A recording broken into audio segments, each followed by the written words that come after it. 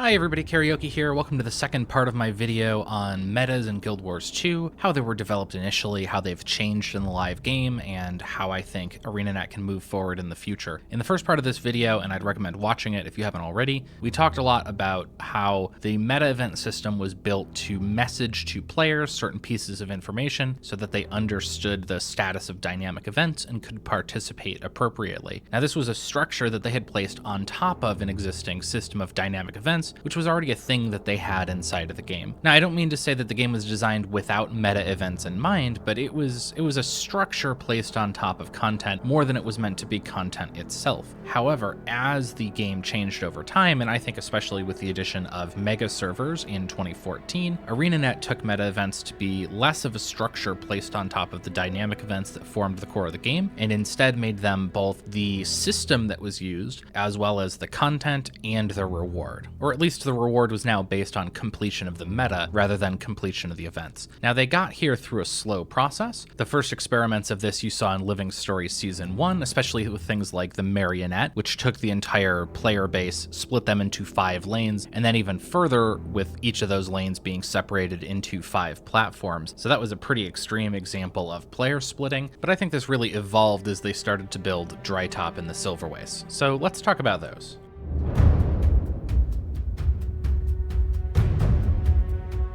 Drytop and the Silverwastes really evolved some concepts that ArenaNet had been trying earlier in Living Story Season 1, and they took ideas that ArenaNet might have used for small one-time events and expanded them to maps that would last perpetually, that would always kind of be going on. So for example, the idea in Drytop of having events that happen in multiple places and you have to split people up and do those events across all those multiple places, that's the sort of thing that we had seen previously in, say, the Battle of LA event, or Silverwastes lanes with different bosses and you have to split people up into different lanes and defend them. That's really what we saw with the Marionette event. The difference is those events tended to happen within a map for a short period of time, whether like in Battle of LA it was a temporary event, or Marionette it was an event that happened within a map that the rest of the map was still unchanged, it was just inside of it. With Drytop and Silverwastes, those meta events that happened kind of became the map.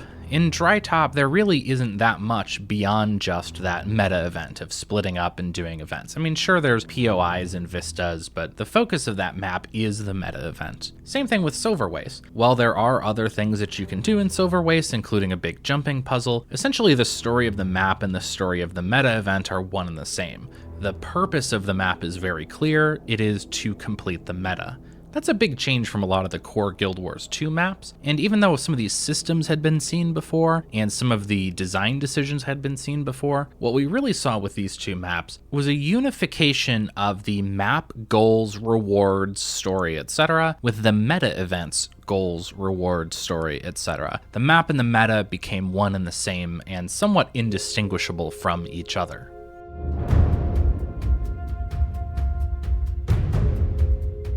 While feedback for Drytop was somewhat mixed, players in general seemed to take to the Silverwastes and play that map quite a bit, and it looks like ArenaNet took that feedback to heart when building Heart of Thorns. Now I'd argue Silverwastes is more popular because the rewards are greater for less effort, and there's also a lot less repetition of events when you're sitting on the map and doing it for a bit. But one way or the other, when ArenaNet went and built Heart of Thorns, they gave us one Drytop style map with distributed events, that's Verdant Brink, and they gave us 3 maps that are very heavily focused on having lanes and bosses more similar to the Silverwaste style of events. Now that's not to say that these maps have exactly the same structure as the Silverwaste. One major casualty in the change between Silverwaste and Heart of Thorns was what some people would call a freedom to do these events. Going from Silverwaste, you can jump in at any time and start to make progress, to Heart of Thorns' very, very tight map timers has been a real step back for a lot of players and has served as one of the major complaints for Heart of Thorns. Overall, though, I want you to think a little bit about the timelines. ArenaNet started building Heart of Thorns very shortly after Drytop and Silverwastes came out, and so while they did have the opportunity to take some of the feedback about those maps and incorporate it into the design for Heart of Thorns, overall they were still trending in a direction before they started working on those maps. And I think that's a very important thing to note as we start to look at Living Story 3 and think about the next expansion.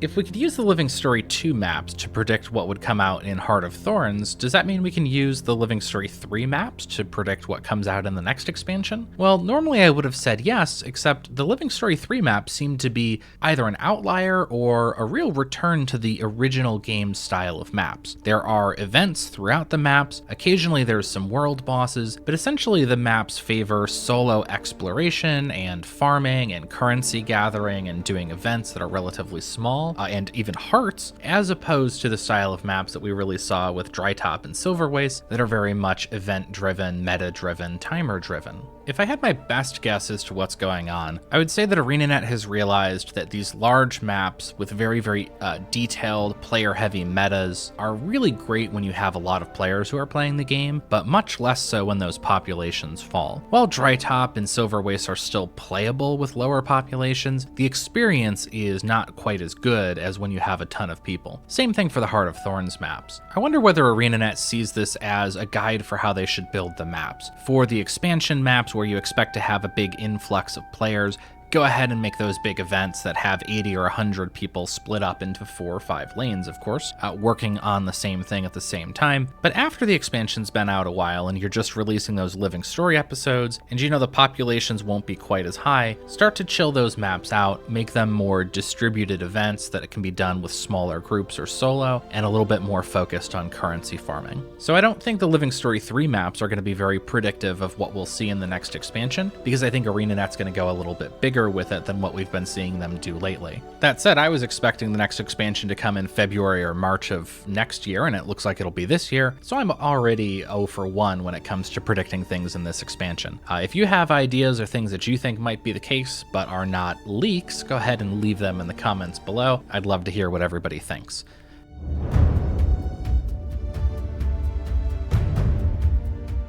In the next part of this video, I want to talk more about what I think ArenaNet should be doing in terms of evolving their game over time. I think they may have hit a wall with how far they can take meta events, and that there just isn't enough innovation that they can do with that structure to make it an interesting option moving forward. Certainly there are things they could do better to make meta events more fun to complete over time, but I really think that there are other better opportunities for how they can evolve their systems and evolve their content to be more enjoyable for players. I'm going to suggest one of those in part 3.